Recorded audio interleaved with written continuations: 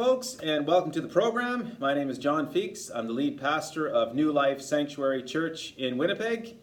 And this is going to be part 4 now in our little journey through our Bible Evidence Museum located in the lower level of the New Life Sanctuary Church building.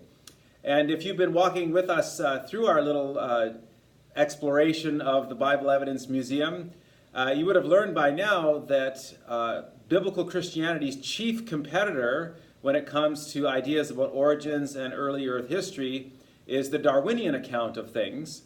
And you would have learned by now that the foundation for Darwinism really is the wrong-headed ideas of Charles Lyell. You remember Charles Lyell decided that he was going to play a little game.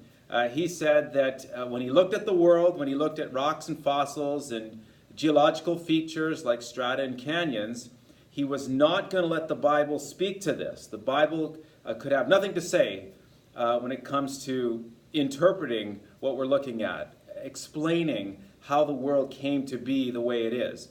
Instead, Lyell said he's going to turn his attention only to current processes now in operation. So for him, his chosen philosophy was the present is the key to the past. Just look at what's happening today, and you have a reliable guide to what's always been going on planet Earth. Well, of course, if you're a Christian, the present is not the key to the past, not always. Revelation is the key to the past. In fact, revelation is the key to everything. God tells us the truth in his precious word, the Bible. He tells us how and when the earth was created. He tells us about early Earth history. And he tells us about a stupendous catastrophe that took place in the days of Noah, roughly 4,400 years ago or so. It's pretty hard to be precise. But that catastrophe involved a titanic amount of water sloshing over the Earth's surface, a global deluge, 371 days long, and geologically we say that would have left a mark, and we think it did. So what we've been looking at here is geological evidence that the Earth is not billions of years old, that what's out there cannot adequately be explained in terms of slow uniform process. There had to have been large-scale aquatic catastrophe. And so we want to pick it up right where we left off, and we want to look at the rocks and the fossils, and I want to show you that it's much easier explained through the lens of the Bible than through slow uniform process. Okay, so let's go have a look. Let's continue our tour together.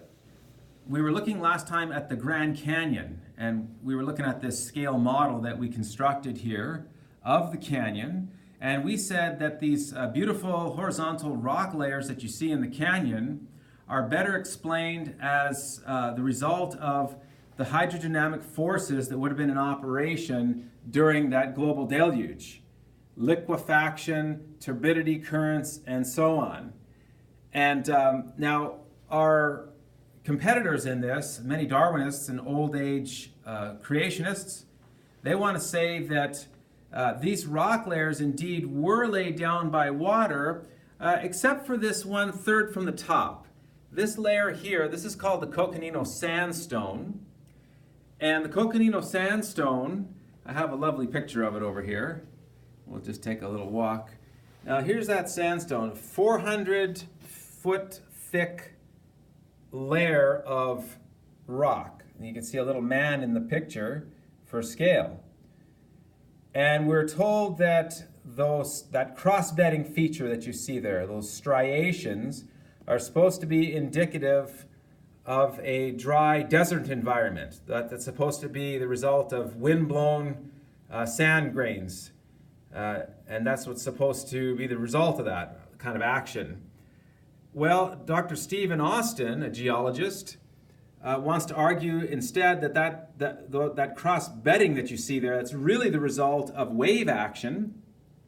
And I think you might be onto something here, because in that Coconino Sandstone, you do see footprints that have now turned to stone, fossilized footprints. And here's a better sample of what we're talking about here. But you see, these are amphibian tracks. And look at the precise, beautiful, intricate detail on those amphibian tracks. Now, it just seems to me that we're not dealing with a dry desert environment if amphibians are crawling around.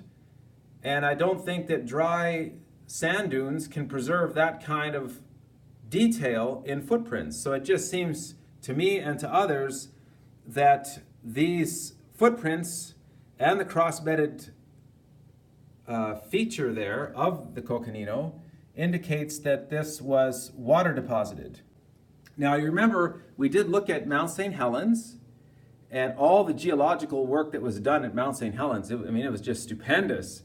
And one of the things we want to look at now are these trees. 1 million or so trees were blown into Spirit Lake, or rather drawn into Spirit Lake, a result of that catastrophe. And the neat thing is those trees began to float upright in the water because the bottom of the tree is denser than the top of the tree, and then they end up getting stuck in the mud. Well, don't you think that if the Noachian flood were true, if that is a true story, shouldn't we expect to find fossil trees all over the world sort of running through multiple rock layers? And then, of course, this is exactly what you do find. Polystrate trees, fossil trees. They're situated in the rocks, bolt upright, and they traverse several strata layers. We have a little display here. We tried to make a polystrate tree here for folks to sort of get the point. Now, there's no way that these trees are going to stand there for millions of years while the rock layers are slowly being deposited. That makes absolutely no sense. It has to be a large-scale aquatic catastrophe to put these trees into the mud and then have this mud deposited very quickly around them. Okay, so polystrate fossils, I think, are a pretty good indicator that these rock layers do not need millions of years to be deposited, and in fact, in some cases, they couldn't have possibly been deposited over millions of years, like in the case of these polystrate fossils. Now, I thought we'd take a few minutes and look at some fossils, and here's an interesting fossil here. This is a bat fossil. See, this is supposed to be the oldest and best preserved bat fossil in the world. It's supposed to be 50 million years old. Now, the neat thing about this fossil is it's fully modern in appearance. So the oldest bat fossil we have is a bat.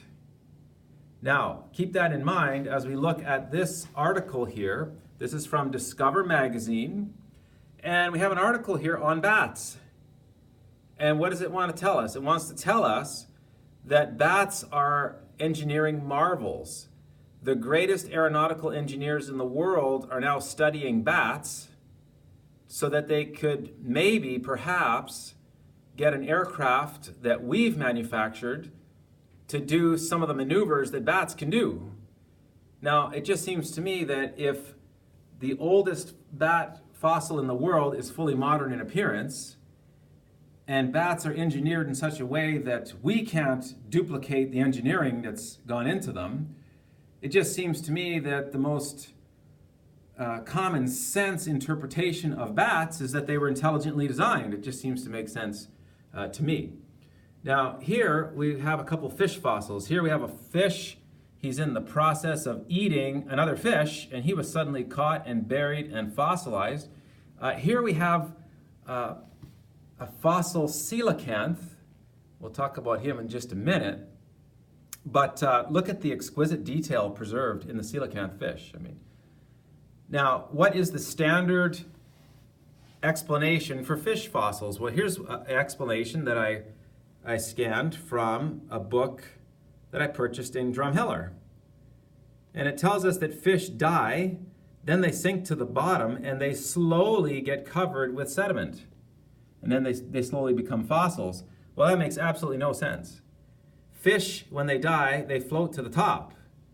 And they might not even make it to the top because they're going to get scavenged. You know, there are fish that eat other fish. A much more likely explanation is that these sea creatures that were buried, fossilized with such exquisite detail, they were caught in a catastrophe, an aquatic catastrophe, like, you guessed it, Noah's flood. Sure, why not?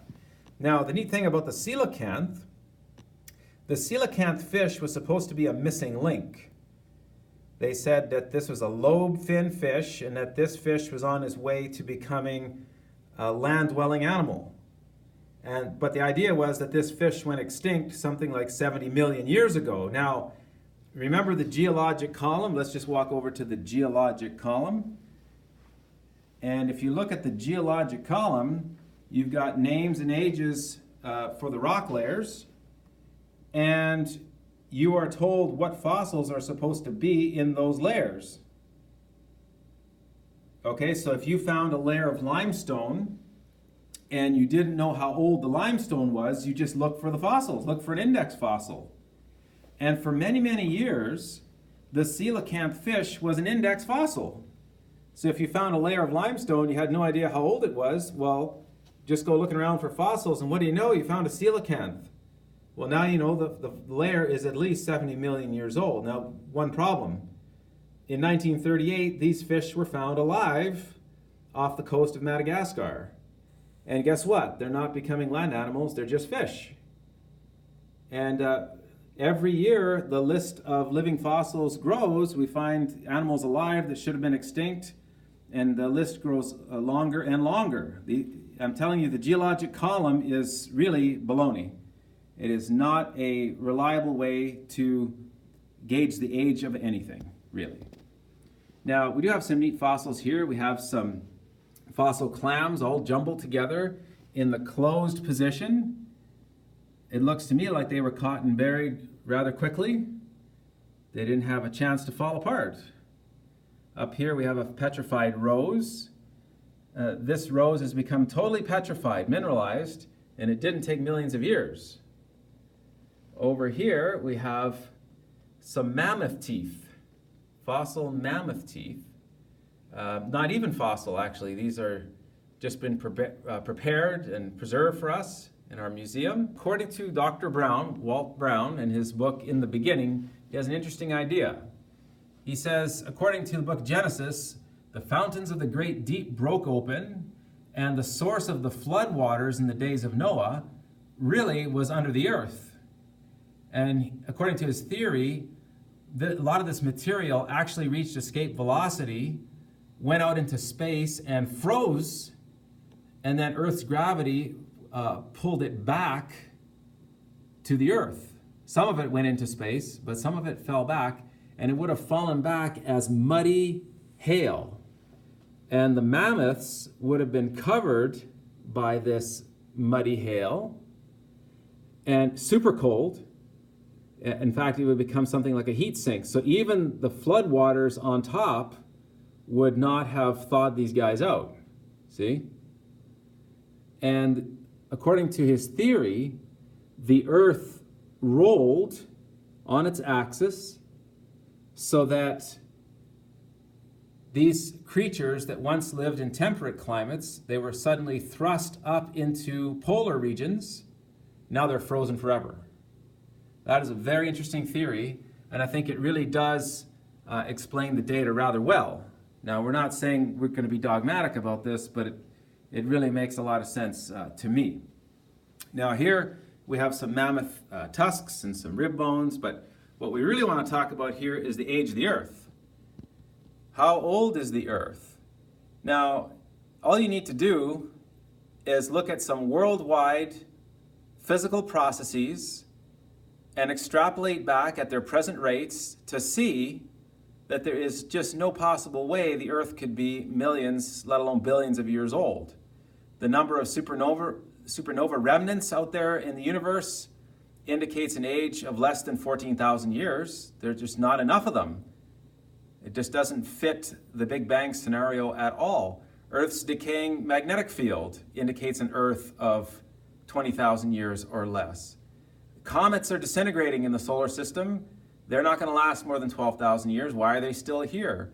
We're losing the moon. At the rate that the moon is leaving us, the Earth-Moon system cannot be any more than 1.5 billion years. That's less than half the age that's being assigned it by popular scientific opinion. Continental erosion indicates that all the continents would have been eroded flat down to sea level in 14 million years. That's 5 times since the dinosaurs were here. Oil pressures still tremendously high.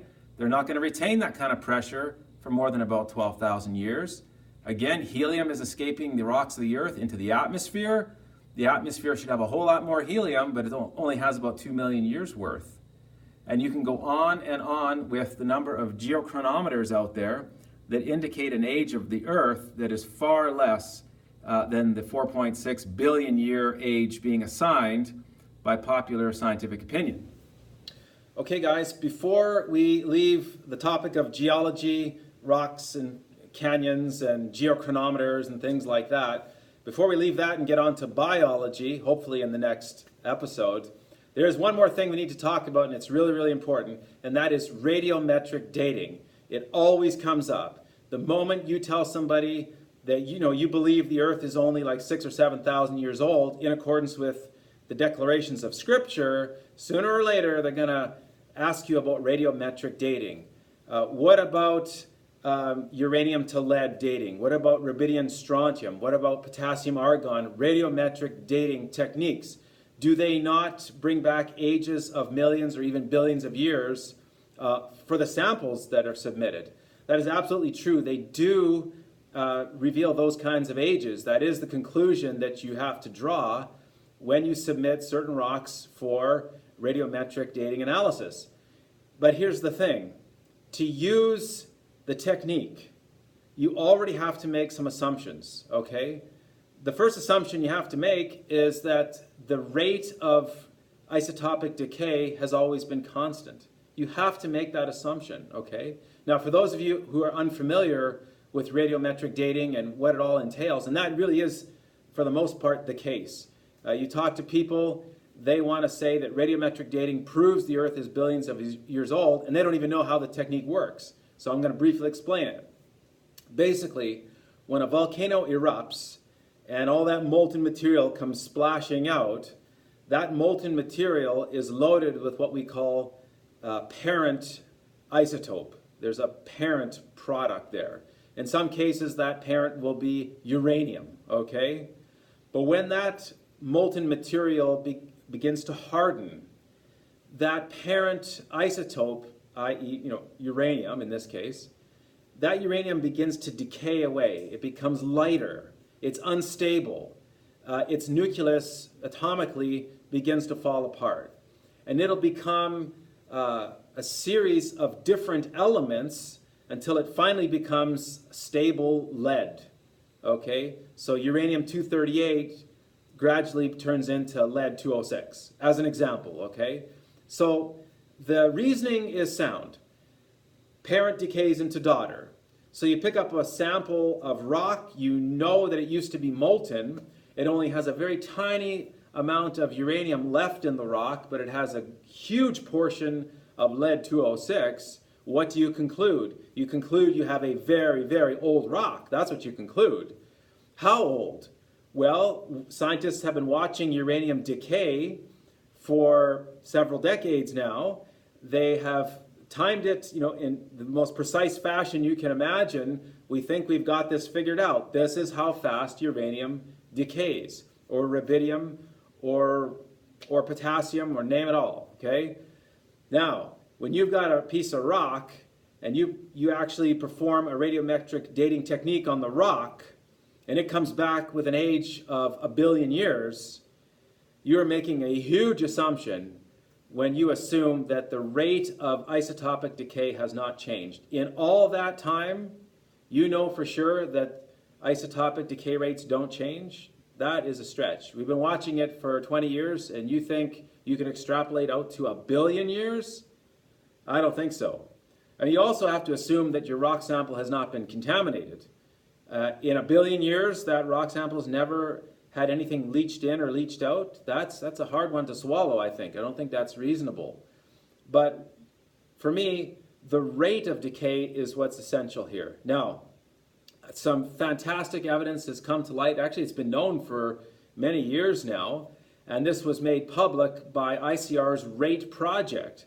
Basically, I'm going to try to explain what the RATE project discovered, what their research entailed, and then I encourage you to do further research into this because I think it's fantastically important, okay? Basically what they discovered was when a volcano erupts and that molten material spills out, when it begins to harden, tiny little zircon crystals are formed during the hardening process. Trapped within those zircon crystals, you've got uranium. And so the uranium decaying away into lead is going to occur within those crystals. Okay? Now, as this decay process happens, scientists discovered that for every 1 atom of lead that's produced through isotopic decay, during that series, 8 atoms of helium are also produced. Now here's the thing. Helium is a lightweight and very mobile gas. And zircon crystals are leaky. They are not helium tight. Helium diffuses out of those crystals. Okay, so scientists dredging up these zircon crystals from New Mexico discovered massive quantities of helium still in the crystals. In fact, they discovered about 1.5 billion years worth of decay product still in the zircon crystals. Now, the only explanation for this is that isotopic decay rates were much faster in the past. That's the only way to make sense out of this. Those samples were sent away. Independent labs looked at them. Diffusion rates were ascertained in a variety of situations and circumstances with increased heat or less heat, with increased pressure or less pressure. We know how fast helium diffuses out of zircon crystals, okay? And there is no other way to interpret what was discovered in those crystals other than decay rates were faster in the past. That means that radioisotopic decay is not a rock-solid dating technique for gauging the age of fossils or the age of the Earth. We just don't know enough about the isotopic decay process. We don't know enough to call this a reliable dating technique. And in fact, what's been discovered in those zircon crystals shows us that decay rates can fluctuate. I mean, never mind the fact that you get a spattering of dates. With one sample, you can get a variety of different dates that are orders of magnitude discordant, and scientists need to select the date that they want. And how do you know if you've got the right date or not? You go to the geologic column. Radiometric dating would not be possible if the geologic column had not been created first. But the geologic column we just saw in an earlier program is a mental abstraction. It's somebody's idea. So you're taking radiometric dating to somebody's idea to see if you've got the right kind of dates or not. And friends, this happens all the time. Now, if you want to know more about these things, please contact us here at the church. I would love to talk to you some more about these things. But the purpose of this museum and the purpose of my ministry is to clearly articulate the life-saving gospel of Jesus Christ, but that gospel is anchored to the historical record contained in the Bible. And when that historical record comes under fire, I want to stand up. I feel very provoked, to tell you the truth, but I want to stand up and I want to see that historical record, in fact, the entire Bible, supremely vindicated. And so that's why I do what I do, because I love the Lord, I love His Word, and I love people, and I want to see people in a right relationship with the God who created them, who loves them, and who wants to save them. Okay? Well, that's the end of the program. You take care, dear friends. I look forward to visiting with you next time. Take care and God bless.